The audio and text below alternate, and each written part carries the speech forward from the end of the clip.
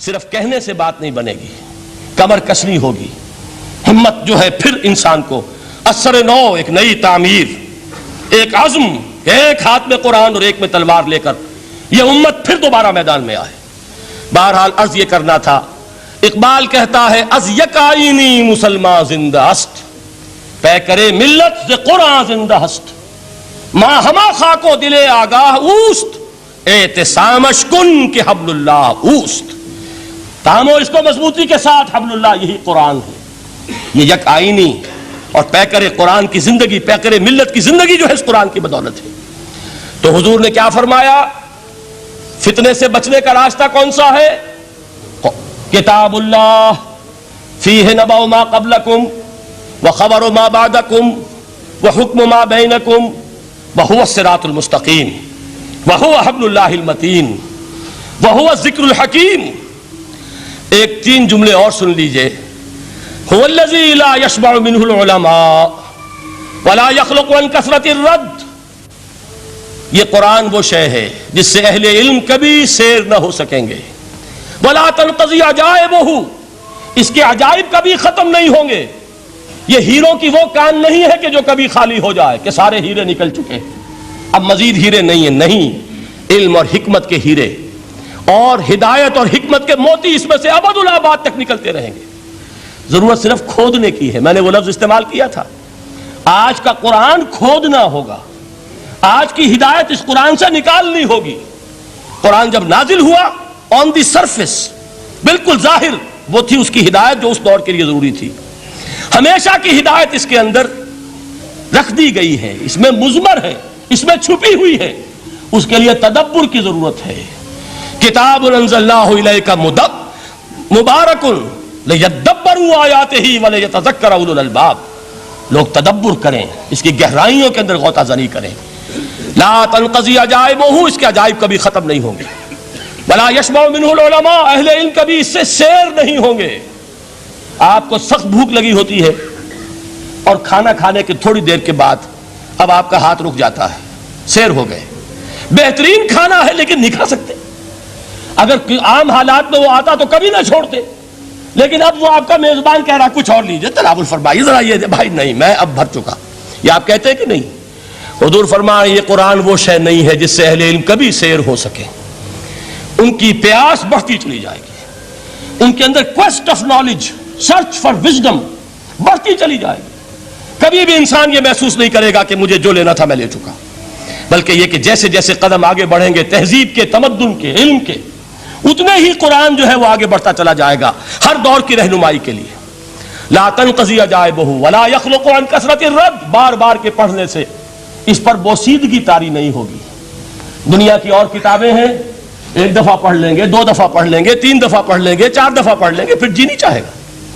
لیکن یہ کتاب وہ ہے، امام شافعی کا میں واقعہ آپ کو سناتا ہوں۔ وہ یہ کہتے ہیں کہ ایک مرتبہ میرے ذہن میں یہ سوال آ گیا کہ اجماع کے لیے بھی قرآن مجید میں کوئی سند ہے، دلیل ہے؟ سب مانتے ہیں کہ اجماع جو ہے سورس ہے قرآن کے، اسلامی قانون کی، جس پر کہ امت کا اجماع ہو جائے۔ تو کہتے ہیں میں نے 300 مرتبہ قرآن پڑھا اول سے آخر تک، صرف اس دلیل کی تلاش میں۔ 300 مرتبہ مجھے نہیں ملی، 301ویں مرتبہ جب پڑھ رہا تھا مجھے روشنی مل گئی۔ وہ یبتغی غیر سبیل المومنین کے جو الفاظ آئے ہیں، نولہ ما تولی ونصلہ جہنم، جو کوئی شخص مسلمانوں کے راستے کو چھوڑ کر کوئی اور راستہ اختیار کرے گا ہم اسے اسی کے حوالے کر دیں گے اور جہنم میں پہنچا دیں گے۔ معلوم ہوا مسلمانوں کا جس پر اجماع ہو جائے اس کو بھی ایک سند حاصل ہے۔ یہ مسلمانوں کا مجمع علیہ ایک راستہ ہے، اس کو بھی ایک سند اور دلیل کی حیثیت حاصل ہے۔ اب آخری الفاظ جو میں نے پڑھ کر سنائے تھے شروع میں، 4 الفاظ ہیں چوٹی کے، وہ تو اللہ کرے کہ آپ یاد کریں اس حدیث کا اختتام۔ ویسے حدیث بہت طویل ہے، قرآن مجید کی عظمت کا بیان محمد الرسول اللہ کی زبانی صلی اللہ علیہ وسلم، قدر گوہر شادانت یا بدانت گوہری۔ میں نے قرآن کے 3 مقامات سے 7 آیتیں سنائی اور حضور صلی اللہ علیہ وسلم کی چند احادیث سنا رہا ہوں۔ آخری الفاظ کیا ہیں؟ من قال بہ صدق، جس نے اس قرآن کی بنیاد پر کوئی بات کہی اس نے سچ کہا۔ ومن حکم بہ عدل، جس نے اس قرآن کی بنیاد پر کوئی فیصلہ کیا اس نے عدل کیا۔ ومن عمل بہ اجر، اور جس نے اس پر عمل کیا اس کا اجر محفوظ. اور آخری ٹکڑا ومن دعا الیہ ہدی الی صراط مستقیم، جو اس کی طرف بلائے گا، اس قرآن کی طرف، کسی اور کو ہدایت ہو نہ ہو اس کی ہدایت گارنٹیڈ ہے. ہدی الی صراط مستقیم، یہ ماضی مجہول وہ ہے جو کوئی شے ہو چکی، جو اس قرآن کی طرف لوگوں کو بلائے گا اسے تو ہدایت نصیب ہو گئی صراط مستقیم کی طرف. اللہ تعالیٰ مجھے اور آپ کو اس بات کی توفیق دے، اس قرآن مجید کی عظمت کا انکشاف ہو ہم پر کسی ادنا سے ادنا درجے میں، اس درجے میں تو ہو جائے کہ پھر کسی اور چیز کے پڑھنے میں لذت محسوس نہ ہو. اگر یہ بھی نہیں ہے، اگر ڈائجسٹ پڑھنے میں زیادہ دلچسپی ہے اور شکاریات پڑھنے میں زیادہ دل لگتا ہے، اور اگر بھوت پریت کی کہانیاں، یہ بھی عجیب ہے انسان کا معاملہ، اچھے اچھے عقلاء اور اچھے اچھے بالغ لوگ وہ بھی اس قسم کی اوکلٹ چیزیں پڑھتے ہیں، تو معلوم ہوا کہ قرآن مجید سے شناسہ نہیں، قرآن سے تعارف نہیں ہوا، اس کے جمال و جلال سے کوئی حصہ نہیں ملا. اگر یہ ہو جائے کم سے کم، جیسے کہ کہا تھا انہوں نے، وہ جو سبع معلقہ کے شاعر ہیں آخری، اب بعد القرآن، کیا قرآن کے بعد بھی گنجائش ہے کہ اب میں شعر کہوں؟ اگر یہ حیثیت ہماری ہو جائے کہ قرآن کے پڑھنے کے بعد اب کسی اور شے کے پڑھنے میں لطف محسوس نہ ہو، جو چیز پڑھیں قرآن کو سمجھنے کے لیے پڑھیں، قرآن کے سمجھنے کے لیے. ظاہر بات ہے، میں ایک مثال دیا کرتا ہوں کہ آپ سمندر کے کنارے کھڑے ہیں، آپ سے تو بہت قریب ہے سمندر، لیکن آپ پانی لینا چاہتے ہیں تو اتنا ہی لیں گے جتنی بالٹی آپ کے پاس ہے.